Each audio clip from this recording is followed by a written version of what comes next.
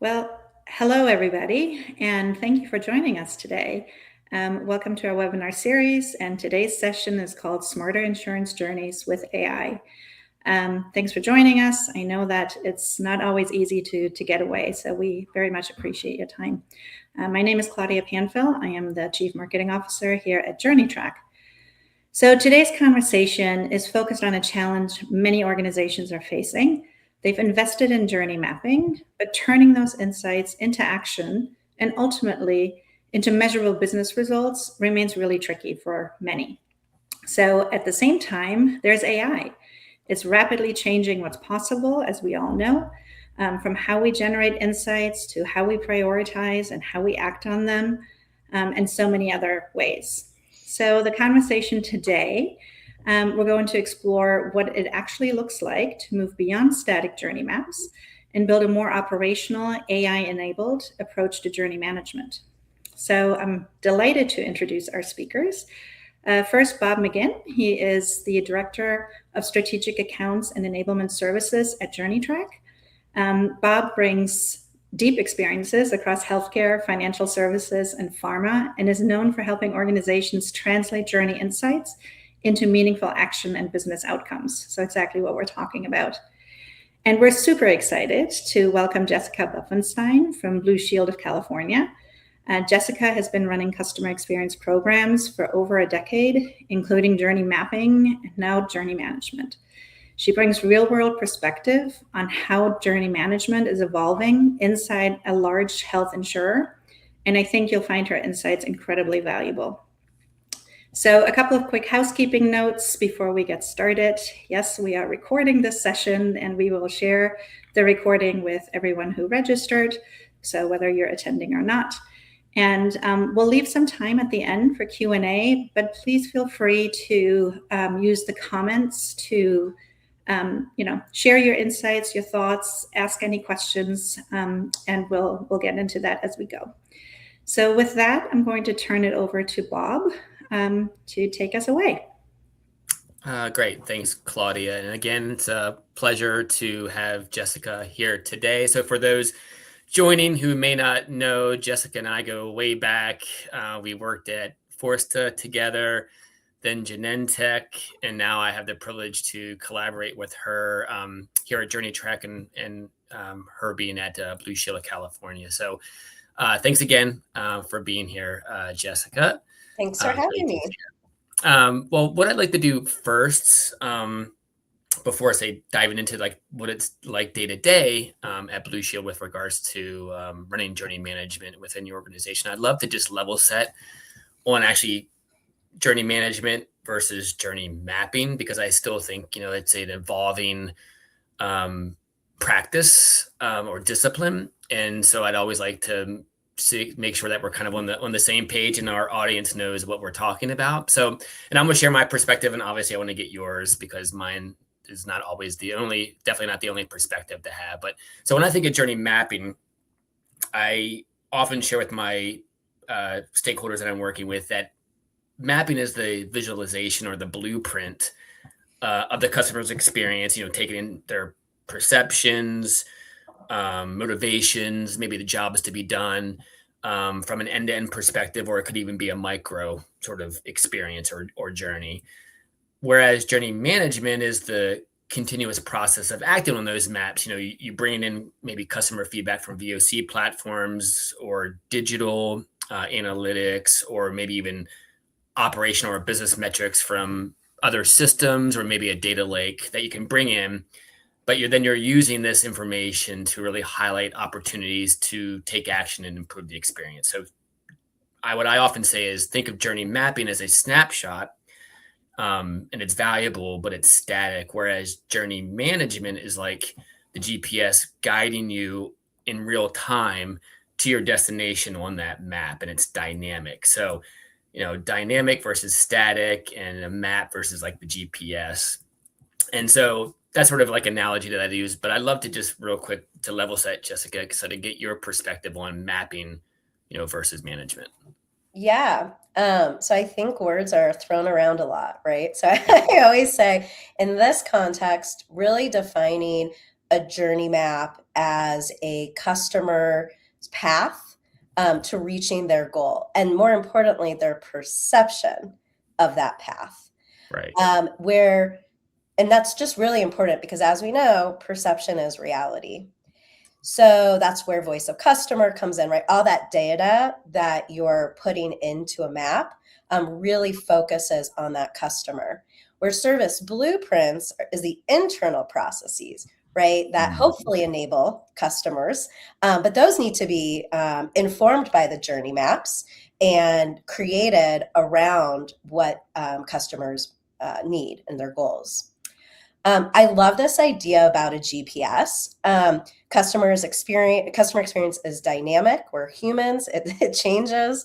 And so we really need to go beyond these artifacts, which are great at really showing what customers go through, but looking at managing those journeys to provide a direction on how we actually improve the customer experience in the most meaningful areas. Very cool. Thanks. And thanks for the call out on the GPS. I can't take credit for it. I'm not going to lie. I stole it from a customer that I work with. So I don't know if I'm allowed to say her name, but hey, if she's watching, she probably knows, like, it's actually, I stole it from her, and she's actually in health insurance as well. So that works out well. Yeah. Well, so now that we've set the level set on, say, journey management as a discipline, let's really dive into like what it's like day to day in practice. You're a practitioner in Blue Shield of California, so I'd love to get that perspective. One thing I'd like to share is that I'm seeing at Journey Track, working with a lot of customers across organizations or across industries, is that most organizations have the maps, but they're often viewed as like a project or a workshop, while journey management that we just talked about, right, is really requires an ongoing cross-functional ownership. So teams really haven't built the operating model or the skill sets and change management muscles sort of around the journey to really sustain it, over time. So I'd just love to kind of get some of your perspectives on, what is it like in the trenches, particularly working inside a complex health insurer like Blue Shield of California. Yeah. So there's a lot of complexity. Having been in other industries, I would say, this ecosystem is much more complex, and the value of just a visualized map where you don't see how things interrelate, the value diminishes really quickly. Yeah. And so just taking a step back, when you think of just high level phases, right?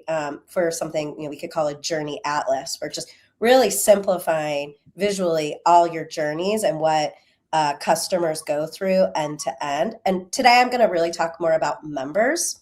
But we have to also remember there is this added ecosystem of providers, brokers, employers.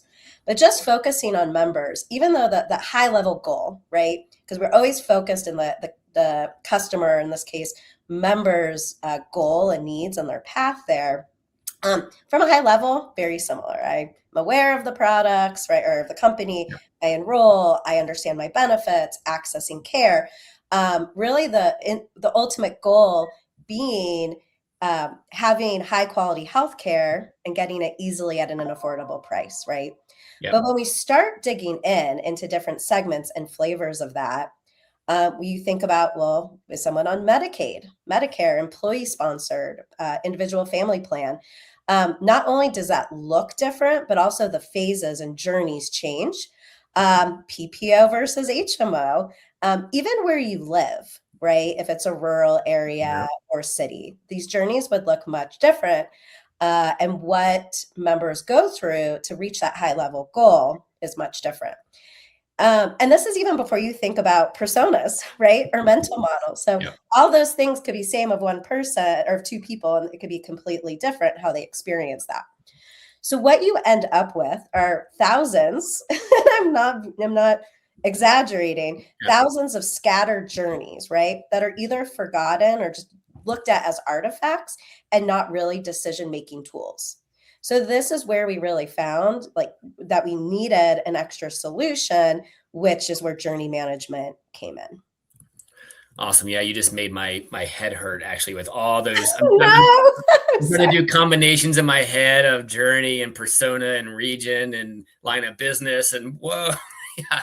So yeah, I can see how that could get very complex, very quickly. And I love how you also use another term called atlas, a journey atlas, which is something that I think is very important. So I won't. That could be a whole other whole other one. webinar, but Apologies for the jargon.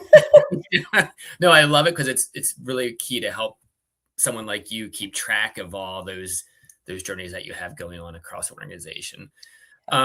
So yeah, thanks for your perspective on that sort of kind of that overall. What I'd love to do is maybe jump into then some of the like how you even got started. So let's take a go back in time and think about when you were kicking off this initiative.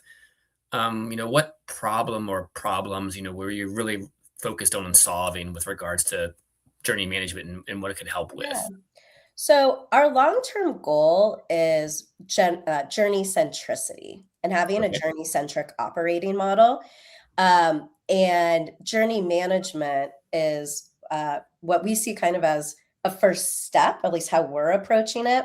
And what I mean by journey-centric organization is where the focus of the organization is centered on journeys and is also the structure is versus a lot of times it's on touch points. So Yeah. really keeping member goals at the center and aligning teams around a common understanding of what the member is doing, what the goal is, how they're thinking and feeling, to increase cross-functional collaboration, Yeah. because that's how members see us. They don't see us as 10 different teams where each one of us has a part, right, and pass it along. They see us as one company. And I think that's how we need to see ourselves and have teams understand the full end to end and how what they're doing, right, their part of the journey impacts the entire journey, where other teams might come out. So journey management is really helping us tell that story of how journeys interrelate. And you see the high level, right? But then you really hone in on where trust is broken, made or broken, that are still cross-functional. And they really have to understand and come from the same language and the same starting point. Yeah, I want to.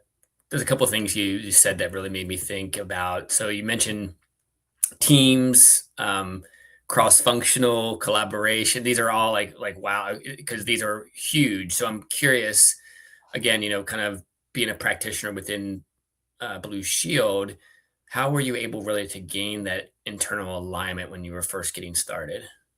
Yeah, and I mean, we're still on the beginning of our journey, no pun intended. I know no one's ever heard that, I'm sure. Yeah. So it's an everyday exercise. I think that's the theme of customer experience, right? We're always pushing the organization, trying to get alignment, stakeholder buy-in. And what's really great is we do have a very member-centric organization. So what we're trying to do, which that's the starting point, and if you don't have that, it's extra challenging. However, what we're trying to do is build a muscle, right? Yeah. This journey-centric muscle. And I joked about jargon earlier, but it's true. We don't see it that way because we're in our world.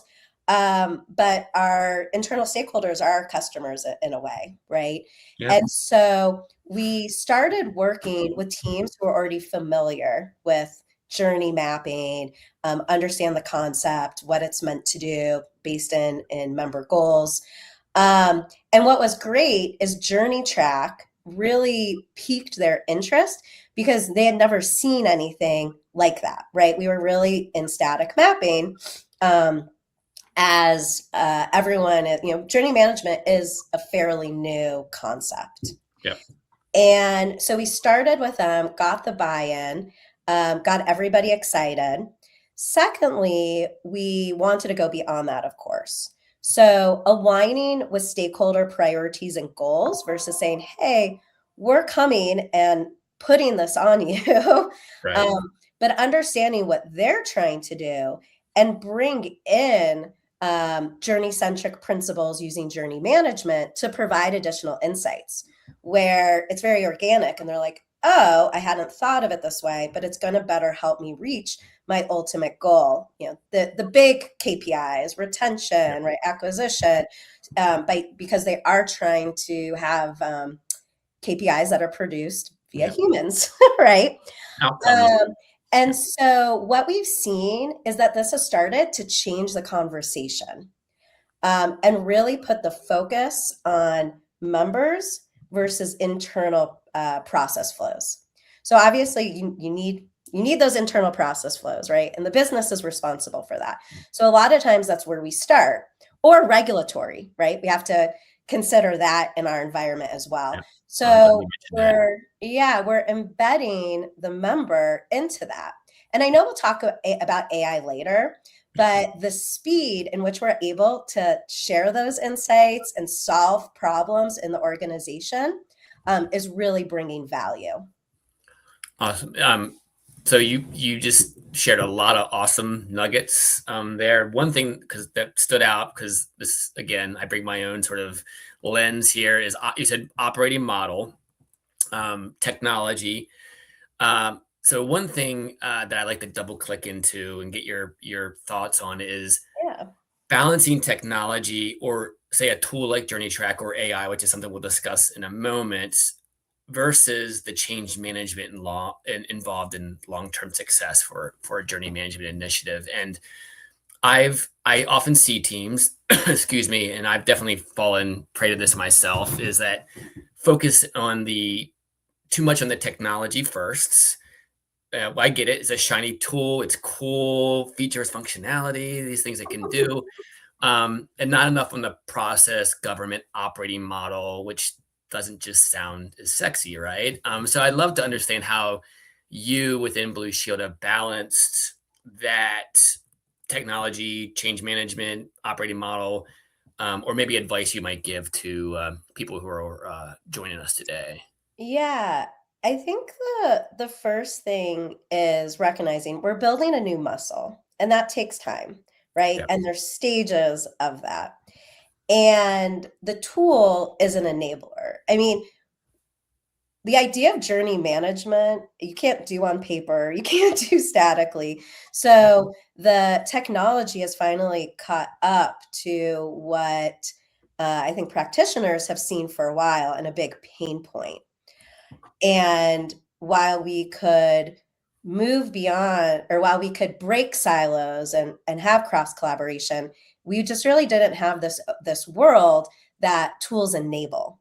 And so that's how I see it. A tool is an enabler. But true journey management, as we've mentioned before, requires new structures, measurement models, new processes, and governance.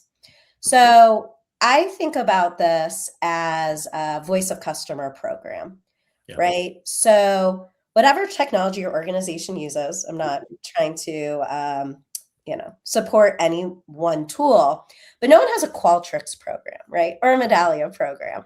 The value comes not only from the insights, but the action, right, that you're doing as a result of the feedback you're getting.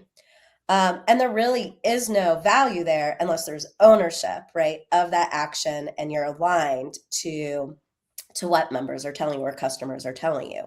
So the long-term success of journey centricity versus a journey track program, right, or even journey management, depends on how teams are working together, how decisions are governed, and really how insights turn into action. Oh my goodness, you made me just really realize. I remember, I'm not going to say what company I was at even, but the VOC program that I managed was actually, and I won't even mention the vendor, but it was the vendor program. And so even that, I'm like, oh man, again, going back, if I could go back in time, maybe I would position that as, it's not the technology, right? It's this process, or this component of a broader initiative, versus just the technology itself. So yes, I wish I could go back sometimes and just talk to my younger self about these sort of things. And it's a balance. I mean, the building a muscle or changing behavior or changing the way, I guess I should say, you do things is very hard. Where a shiny new car, right, is great, but driving that car safely, on a road trip is an entirely different thing and a bit harder. Yeah, I think you even mentioned it. What's even makes it even more clear to me is I think it was you and I had this conversation was that you wouldn't call it an Excel program. It's like no one would ever say, yeah, this is all driven by our Excel spreadsheet that we have going on here. So I think it can also be, the same for Journey Track is we, again, are just helping individuals like you and organizations like you for something bigger and broader. Yeah. But let's, again, there is execution day to day, making this stuff actually happen. So let's shift gears a little bit and talk about, the day to day. So how are teams within Blue Shield really using journeys on a day to day perspective? Yeah, right now we're really letting the organization drive us. So we're seeing a lot of adoption and strategic initiatives. So planning, right, and designing, understanding current state, right, and business needs, and using journey mapping and to start with and visualizing, okay, how is this going to impact members? As well as looking at things more tactically. Yep. So, based on feedback we get from members, and whether that's through our Voice of Customer program or operationally, what's driving calls, we use journeys to improve areas, right, where we see those challenges. So, I don't think this is any secret, but health payers, we really want to get prior authorization process right, the claims process right. And we've traditionally followed a very regulatory led way. And we see that doesn't always match what the members need. And so we're utilizing, or what this is really allowing us to do is facilitate conversations between teams. Because typically, where we see the most pain points, and something I've always said is silos is where customer experience goes to die, right? There's a lot of friction. So we're facilitating these conversations with the teams and where everyone has a common understanding of member needs and pain points, and also how what they're doing, and I might have mentioned this before, but it's just so important. It's like the Yeah. systems thinking. How is what I'm doing going to impact the overall journey or goal, get that path to the goal of the member? Yeah. You should use that in a slide. This is where it goes to die. GPS, you need to have the GPS Oh, yeah. Oh, guiding my you goodness. out of the. Oh, my goodness. Yeah. Well, you mentioned one thing I'd love to focus in on a little bit is decision making, because again, that's I think the reason why we do this is to have impact and drive decision making, or at least inform decision making. So, could you talk a little bit more on how the journey management journeys are helping supporting decision making within Blue Shield? Yeah. So, like any prioritization, right? You look at value to the member, to the business, effort, cost, right? And prioritize based off of that. Yeah. But also, when you can see the broader system that journey management allows in the broader universe, visualizing that, you can have more informed trade off discussions, right? Of looking, like taking a higher level perspective Yeah. of the world. I mean, we're dealing with humans and right, and complexity just of the product, what I'll call right as health insurance. And then also when we think about these strategic decisions where we might not have, a lot of it's hypothesis, right? We can only get as much data as we can get. We can identify risks and proactively mitigate some of those risks, right? So as you're thinking about trade-offs, you're also very aware of what could potentially happen or what will happen, and how do you address that? Gotcha. And the journeys are at the center of sort of that discussion and those trade-offs. Exactly. It's really hard to have something in front of you that says, this is going to create a bad experience, right? Yeah. Or multiply a current pain point and not have those conversations that where multiple teams are involved, but where the member has, something we've said for a long time, has a seat at the table, Yeah. because it's just right there. Perfect. Well, so what I love to do is we've talked a lot about sort of the day to day, how you got started. I am a big fan of retrospectives, or learning from the past, or at least hoping that I've learned from the past. And so, if you could go back, what if anything, might you do differently if you were again starting fresh today? Yeah. So we are very early on. I should say very. We're early on in our journey, and or in the rollout and the double downing on the journey centricity and operationalizing our culture of member centricity. And you mentioned you'd go back to your younger self. I'm sure I will have so many lessons learned, and we'll go back to my less younger self soon. But the thing I would recommend starting with is do an honest assessment of where your organization is and the appetite for change. So, for example, Mhm. our plan was to start with developing a journey atlas that we talked about before, which again which it goes really well with the GPS, but again is, your high level phases. And I think Journey Track used to call it map of maps, Yeah. where under each one, for example, enrollment, that you decide you need something, you uh, go on, you research, you talk to a broker, you do this or that, you choose a primary care provider, right? So there's all these smaller journeys. And what we were going to do was create this atlas and see the health of all the different journeys and start to chip away, right? And Yeah. prioritize which journeys. But we pivoted from that pretty quickly, to a place that is more aligned with current initiatives going on to prove value really quickly, to build credibility, right? Build adoption, where at the end of the day, maybe it's not the journey atlas, but going on and expanding the practice into other journeys that aren't necessarily at the focus. Gotcha. And what's great though is it's not that the journey atlas is just done, right? It's there, it's in the backlog, but whatever work we're doing today will Right. just be incorporated. Got it. And so what I think I heard there is there's also some internal listening that you were getting a vibe from your stakeholders, like, hey, if we try to do this, it probably won't land as well if we just pivot and start here, and we'll end up at the same place anyway. It's just if we want to have success now, um, we need to do this instead. Yeah. The what's in it for me, right? Yeah. Yeah.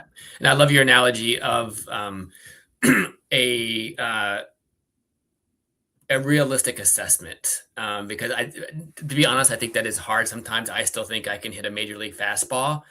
If you ask me, I think I can do it. Um, but to be honest, right, there's almost no chance I could ever hit a major league fastball. But I've had some conversations many years ago, like, oh, of course I could hit one, but that's probably wasn't a realistic assessment of my Well, as long ability. as you don't try, you can keep, Yeah. keep believing that. Yeah. So, So a lot of the things that you're saying really resonate with myself. So I hope it resonates with others that are listening as well. But what I'd like to do is shift gears, because we talked a lot about technology, and so kind of saved the biggest for last is talk about, I think, the topic that seems like everybody's talking about, that's everywhere, impacting everyone, and AI. And so I'd really like to focus in on AI, particularly as it relates to CX and journey management. And so first and foremost, where do you see AI helping you and your organization today in that context? Right. Yeah. The topic of the century or the decade, right? And it's really exciting.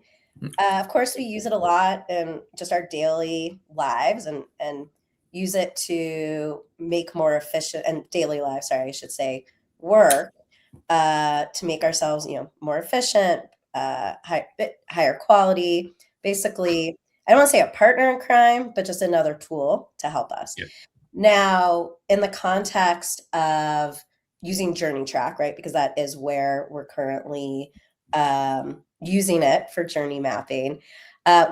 What's been amazing is we can consolidate all this disparate information within the organization, market research, SME interviews, strategy documents, past journey work.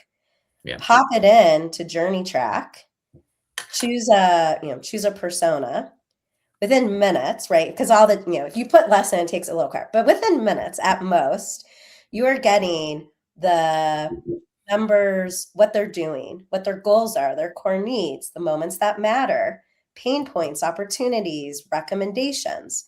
And this really helps the team cut out weeks, if not more, of work to find, as a starting point, to find where do we go deeper.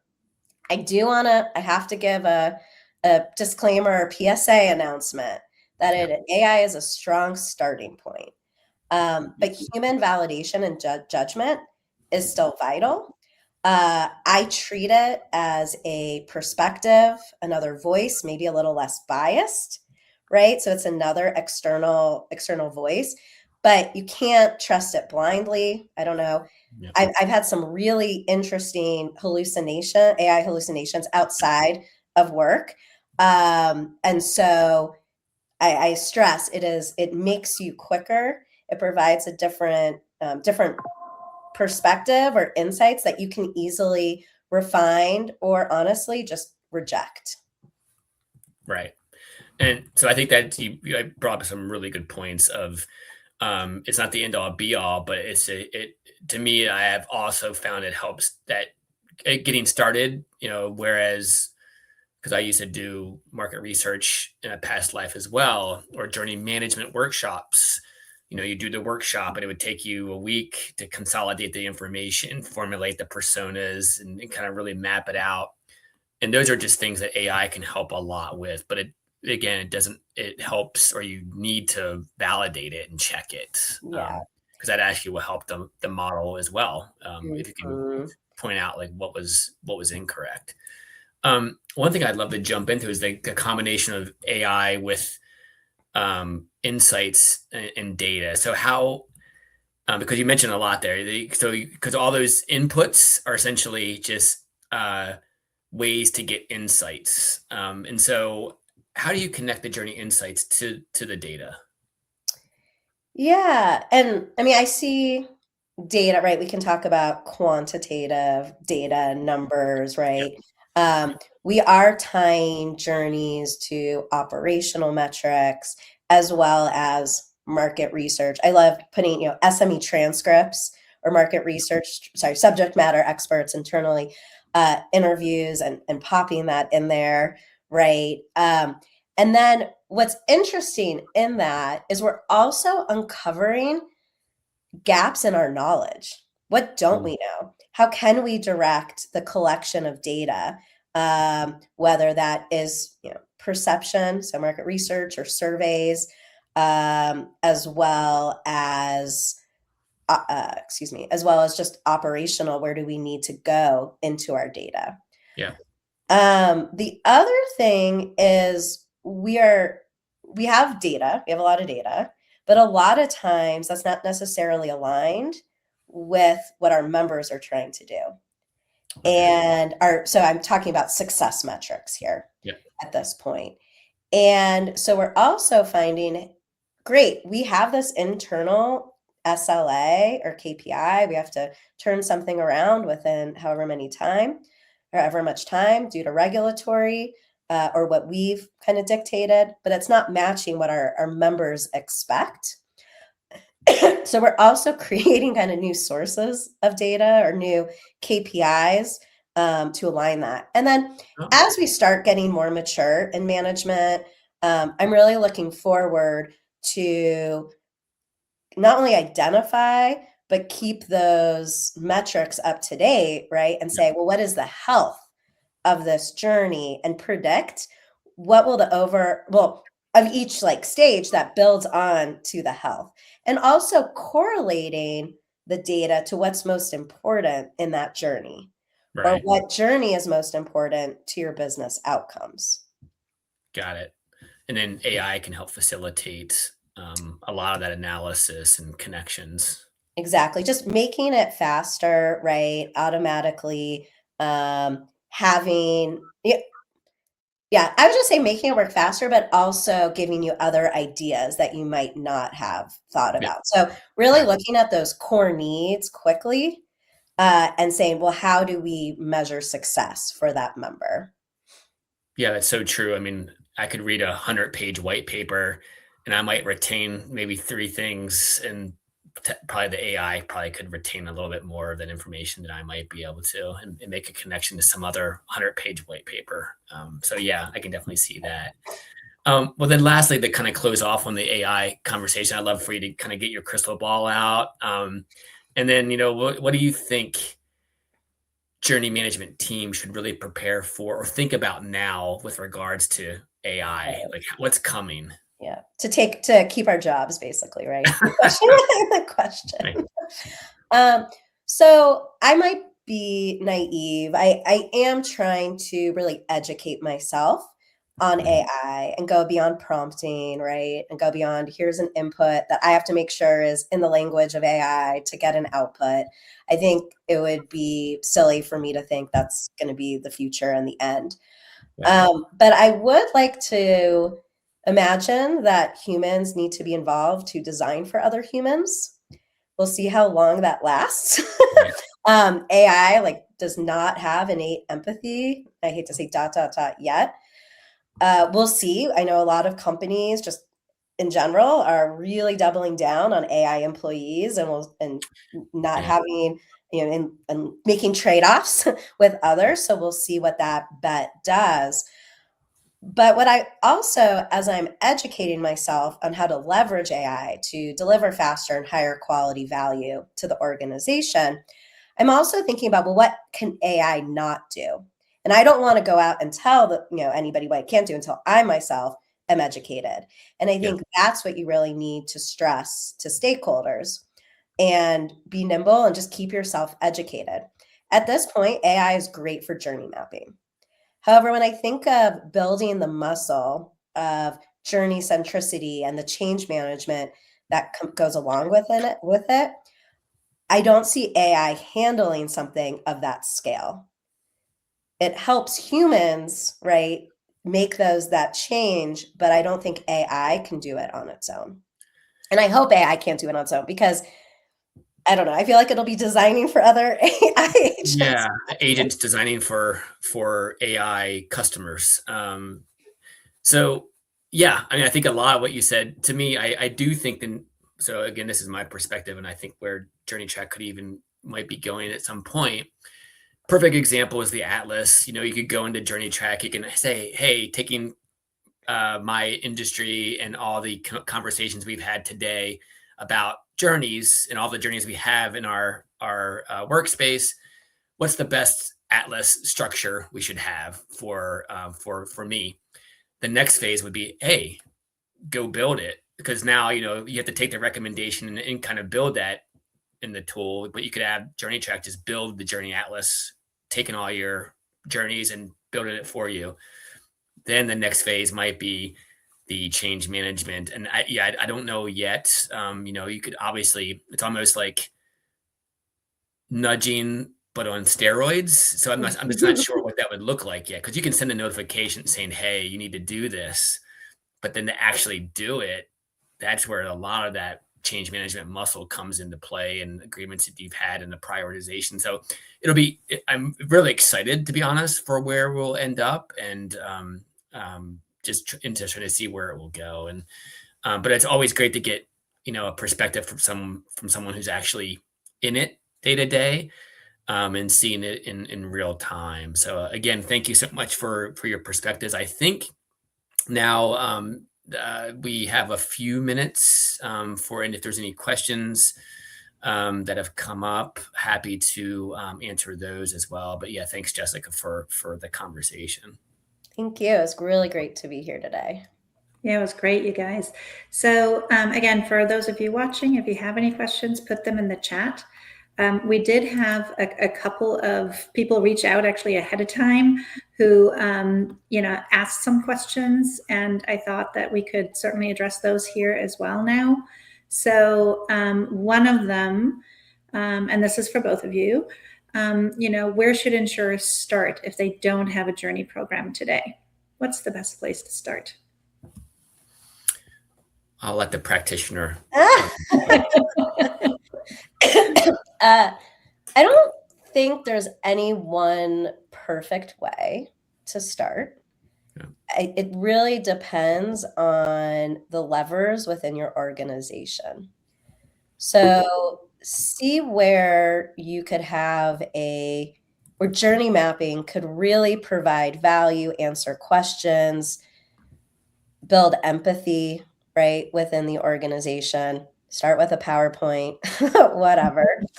And you'll see that things naturally progress. I have never encountered an executive or a team who doesn't like the output of it, whether they act on it, right? And whether it becomes an artifact, that's a different thing.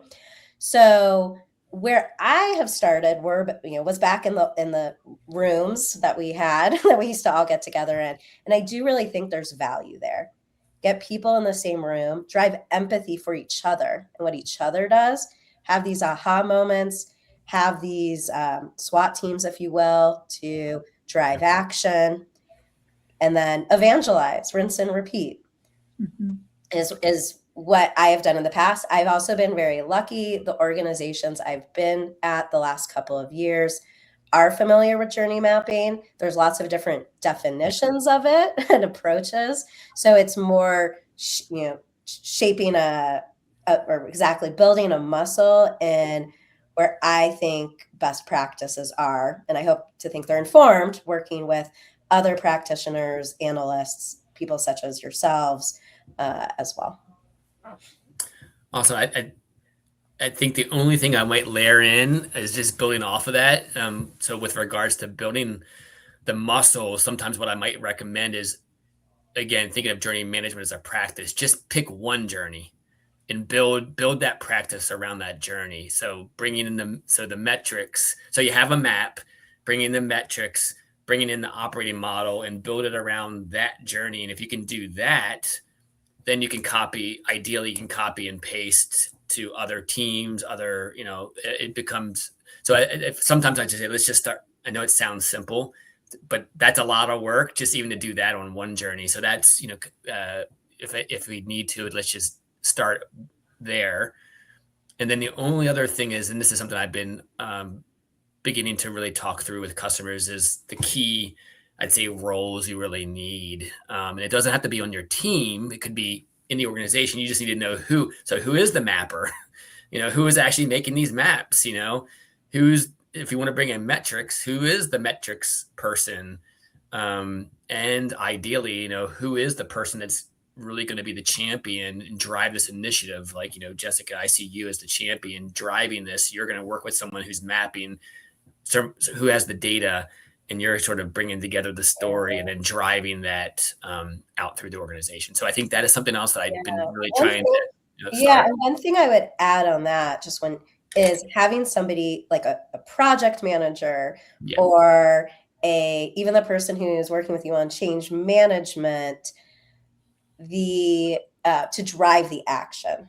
So you come out with a list, right, of prioritized initiatives, and decide, what teams, cross-functional teams, are going to work on, or what one team's going to work on. But you need someone to nudge, right? And it's also easier to ignore an AI nudge or a technology nudge. It's really, you need to show that. And I think if you do it, that action, and if you do it successfully, you start becoming very popular, and people are pulling you in versus you having to push something new on them. Yeah, I agree. Yeah. And I think the other key to this is, which sort of ties to this other question that we have, is demonstrating value, right, and ROI. So if you start with that one journey, and I guess, kind of going back to this idea of AI, right? Like, how can AI help you demonstrate value early on? Yeah, I mean, time saving. Oh, I'm sorry, Bob. Oh, no, go ahead. Yeah, I would say, first of all, just time savings, right, with your journey mapping. But also, you want to measure any improvements you're making to see, well, did they have an impact, right? And that's where the ROI, whether that's cost to serve, improvement in satisfaction, or net promoter score. So there's different levels of ROI. I also think you can bring things in-house that you might have relied on consultancy firms for. And that's a lot of spending. So it's not necessarily something we always think about, but that also has an ROI to it as well. I'm glad you mentioned that, because I do believe people think about like correlating the impact with, say, revenue, like in the first first 60 days. I'm like, I don't know if that's realistic. So let's just start with the first impact that I see is efficiency, again, making you work faster, smarter. And then we will build to that impact on revenue or, whatever the other business metric might be. But and we can communicate that to your stakeholders so they see like the incremental impact that you're having as a team. So I'm glad you mentioned that as well, because I think that's important. Yeah. And then there's one question that came in from Chris, and I don't want to put you guys on the spot, but Chris, if we don't know, we will absolutely follow up with you. But the question is, are there any books or learning materials that either of you would recommend? I can jump in just off the top of my head. I saw the comment, so I had a little bit of time. Oh, good. Okay. Excuse me. So there's so much out there. It's a newer discipline and practice, so probably not as much out there as voice of customer or just customer experience in general. I would Copilot. I would ask, I would ask AI or Claude, and even say, how do I write a prompt for this? And not just for the books, I mean, just for the information that's out there. One organization that I really want to, or that I'm planning to get a membership in, although there is a lot of information before you become a member, is the Institute for Journey Management. It's really the first I've seen of its kind, and it's also very there's a lot of interaction, and so I would say it's almost like what CXPA was for customer experience, and I'm sure they have a lot of journey management resources, but this is fully the Institute of Journey Management, I think it's called, is fully Institute for Journey Management. Yeah. We're actually Journey Track is a founding member of that, and so that was not on purpose that I. we love the plug. No, but to your point, I think it's a great organization, and it's an organization that's really focused on how do you operationalize journey management, and how do you sort of make that shift from management or from mapping to to management. So yeah, Bob, what about you? It's funded by practitioners too, which is really cool. Yes. I'm a big fan of Dan Ariely. I can never say his last name. Anyway, behavioral psychology I'm a big fan of behavioral psychology as just a practice again. So I think you can definitely incorporate that into the business inside your organization, and how do you influence and change people's behavior. So just at a high level, I'm a big fan of his. Oh, he's great. So fun.